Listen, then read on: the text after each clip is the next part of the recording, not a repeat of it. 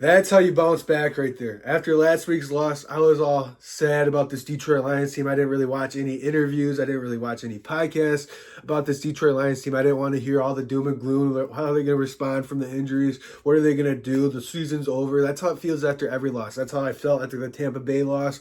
And now that's how I felt after the Buffalo loss. But we bounced back, and it's been over 2 years since we lost back-to-back games. I don't know what that feels like. And that just goes to show the heart and soul, the motto, the mantra, whatever the MO of this team is. They don't give up, and this team is super resilient. They're gritty. That's exactly what Dan Campbell preached on the day he got here, and that's exactly what this team is now, and you can't knock it and you can't hate it. We may get knocked down once, but we're going to get right back up, and we're going to keep fighting, and we're going to take off another kneecap. That's exactly how I feel about this team, and that's how I'm feeling right now. All the injuries that we're decimating our defense. Our defense played really solid yesterday. I was really excited about our defense yesterday. I was glad we didn't give up 30 points. We gave up 17 points. And for as much as people want to say Chicago is a dumpster fire right now, they are a dumpster fire, but they got talent all over that offense. And I think Terrion Arnold, for even though he gave up that one touchdown to Keenan Allen, I think the last couple weeks he's been turning into a stud and he's starting to come into his own. So I'm going to give all the praise to Terrion Arnold right now.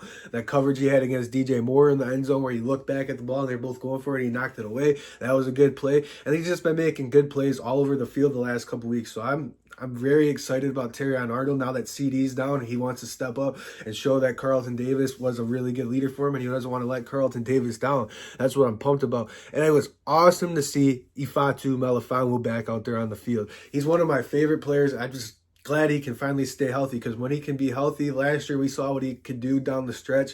This year we got him back at a perfect timing. Hopefully he stays healthy and he can continue to make more good plays, because if he's a good player and he's a good ball player. And what I was talking about with my family after the game is, yeah, I think his contract might be coming up. You don't want to give him a long contract, but you might want to give him a 1-year prove-it deal for next year, because he is a playmaker when he is out there.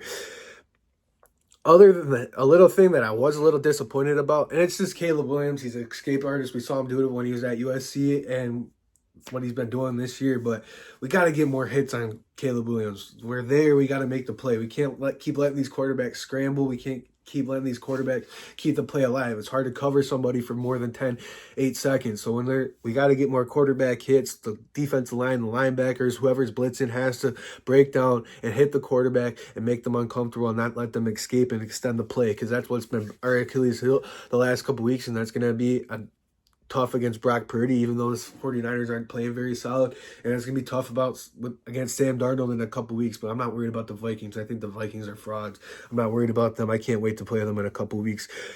The turnovers were huge on the defensive side of the ball, the fumbles. But where has my boy Kirby Joseph and Brian Branch been with the interceptions? I want them to continue to lead the league in interceptions, and I want Kirby Joseph to get a couple more. So I'm expecting the next couple weeks Kirby Joseph to get some.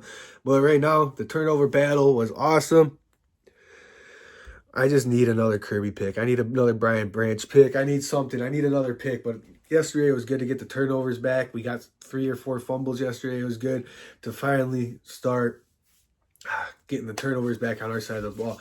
Other than the turnovers, let's not turn in those turnovers. Let's turn those turnovers into touchdowns and stop settling for field goals. I know Chicago's got a very stingy defense, so when we got in the red zone, they're tough. They're going to be tough to score on. They've always had a stingy defense, but those field goals eventually have to turn into touchdowns. That's all it's going to be if we want to get to where we want to get to. And I thought Gibbs put the team on his back yesterday. Gibbs was on one yesterday. Sonic was tearing it up yesterday. You kept giving him to a screen pass, or you could give it to him out of the backfield, and he was getting 4, 5, 6 yards a pop. And that's what you should love to see from Jahmyr Gibbs. And how about finally we let that thing fly to Jamo for like a 50 yards in the air, 82-yard reception. And that's all we've been wanting to see out of Jamo ever since we drafted him. When he came back from his torn ACL, we love seeing Jamo on deep routes, deep crossers, or you hit him in stride like they finally did yesterday. And for all the people that say Jared Goff can't play in the elements, Jared Goff can't play in the cold, that was a 50-yard bomb in the air in stride to Jameson Williams for an 82-yard touchdown pass. So Jared Goff is 2-0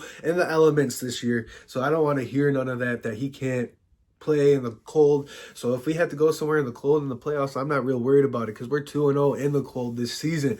And how about Jared Goff, though? He just keeps putting up very good numbers.